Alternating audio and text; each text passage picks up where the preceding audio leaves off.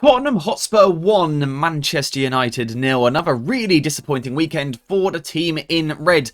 This week we've got sort of another round of what went wrong this week for Manchester United. And the fun thing today is at least the problems were a little bit different to what they normally are. It was still really bad from United, but the bad things were slightly different, which is fun. Maybe, perhaps, I'm not sure. Want to know what those problems were? Well, if you quickly subscribe to the channel, go on, press subscribe, then we'll get into it.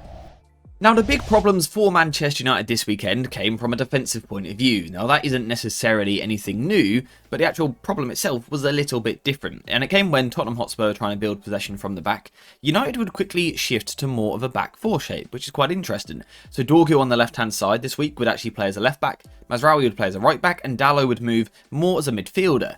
What happened here was a sort of 4-4-2 approach, but also at times more of a 4-4-2 diamond. You see Xerxes and Rasmus Højlund are both naturally strikers, so they would play there. Bruno Fernandes would move into sort of a more of a 10 position. Casemiro would play as a solo pivot, with Dalot and Garnacho sort of either side on the outer side of the diamond. Now, why do I think United were doing this? Well, because Spurs often use their fullbacks in quite tucked in positions, particularly Porro on the right hand side.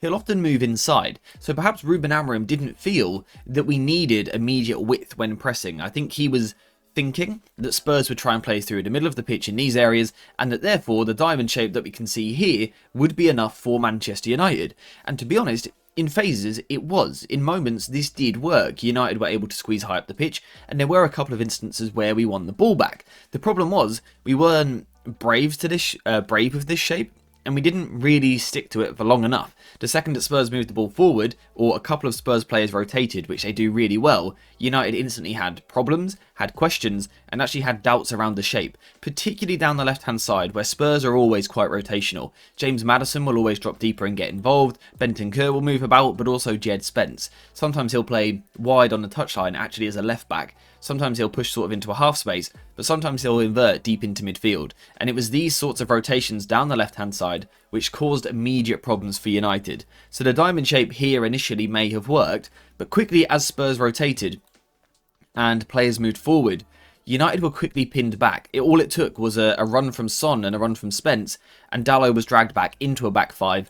And again, we've spoken about this a lot recently. United in the back five shape can be quite passive, as we can see in moments like this. So initially, this is a bit more of a flat 4-4-2 rather than a diamond, but you get the idea. Dalot is playing higher. He does look like a wide midfielder. The problem is, the second we see a run, he's dragged. He is dragged deeper. Now, actually, on this occasion, Spurs cycle the ball backwards a little bit, which sort of invites Dalot forward again, so there's a chance to go back into the 4-4-2, as we can see here. But then actually we see a run off the ball from the Spurs players, and Manchester United are now pinned back into this back five. Now, Mazraoui in moments would try and squeeze and connect to midfield, but again, the second these Spurs players started rotating, he would then back off, and United are very much in the back five. The problem with this is that we've got 5 United players here, up against realistically only 2 or 3 Spurs players, which means somewhere else we are going to be outnumbered, and that was very much the case. Spurs completely outnumbered us in these deeper positions, which means they can find a spare player somewhere, and when that spare player is James Maddison, who has a real eye for a pass, you're going to have problems and Spurs can move the ball forward. So this was one of the big issues for United early on. Okay, so United retreating into this back five shape, which is quite passive, isn't exactly a new problem, but I said right at the start of the video, there was a new problem this week. What was the problem? Well, normally United will retreat into a 5-2-3 shape or a 5-4-1 shape. It's too passive and it lets the opposition have the ball and they start to dominate us.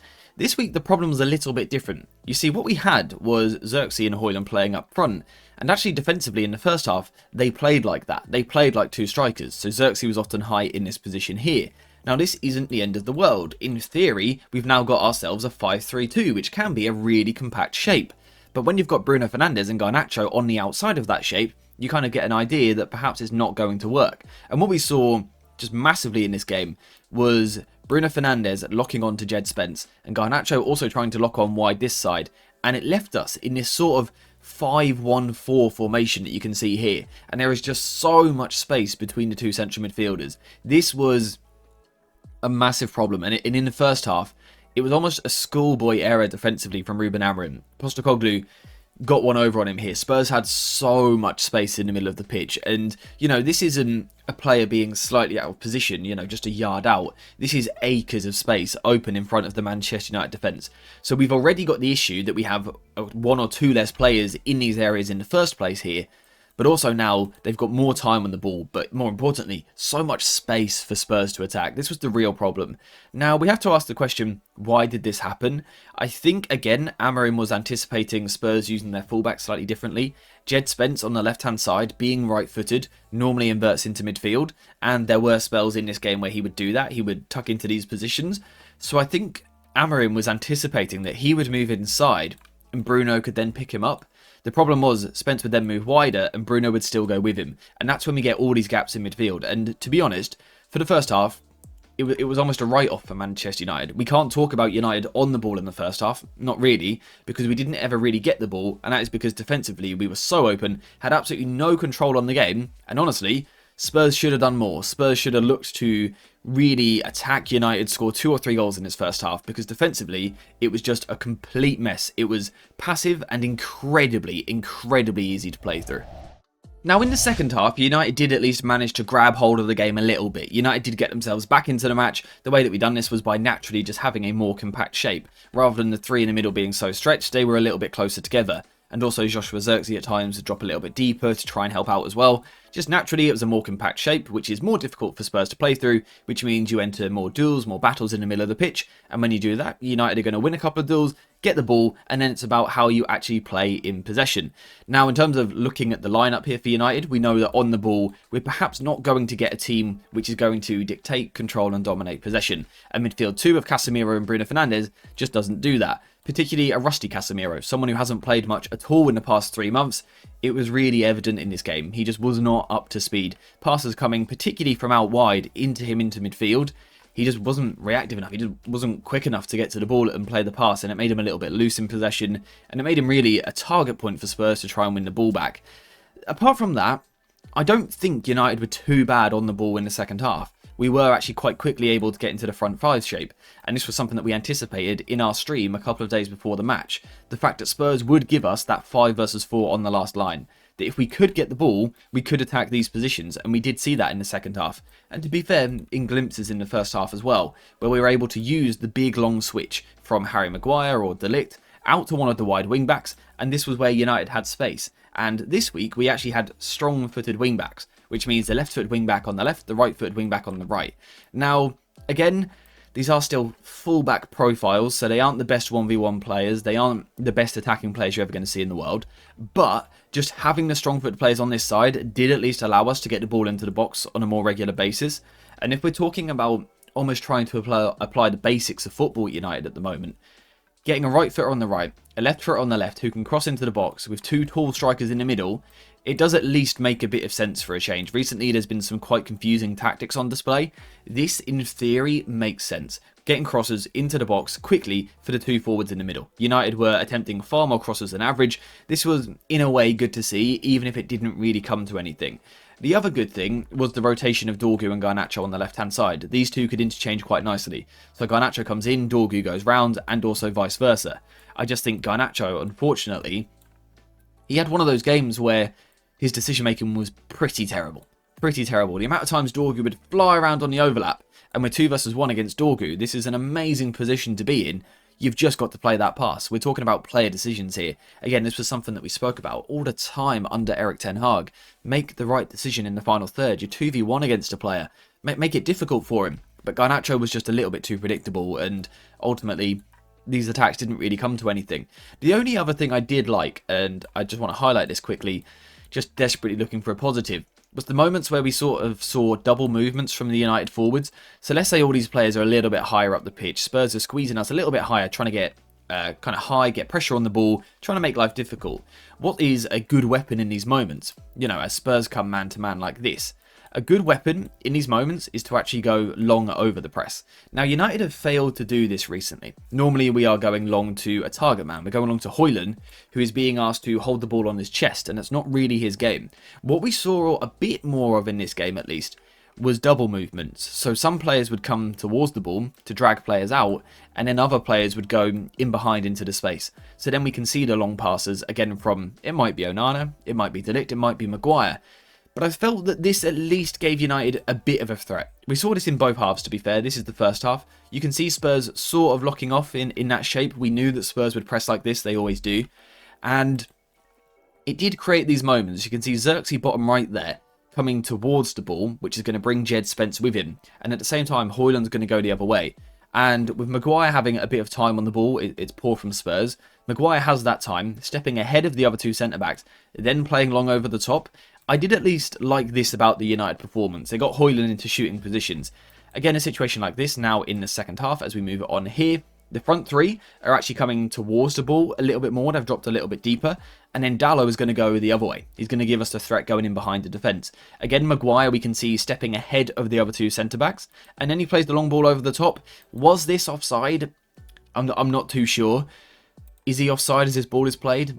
I don't know. But again, it's a really good position to get into. The problem was, in the second half, United genuinely did get on the front foot. We were the more threatening team, I feel, in the second half. But the end product in the final third was just awful. Again, decisions, can you find the overlap? Can you actually play the player? And then when we do, the crosses weren't really of the quality that you would hope. Even though I like the idea, the execution was rather poor. I felt the front two, Højlund and Xerxes, offered us something. Xerxes in particular, his link play was brilliant. I mean, his tight control is levels ahead of anyone else in that starting 11. It's really good to see United having a player like that who can take the ball in tight spaces and make it stick. But outside of that, United really lacked a lot at all. And I am putting a lot of blame today on Ruben Amorim, because what you've got to do as manager is give your team the best chance from the start of the match to win the football match.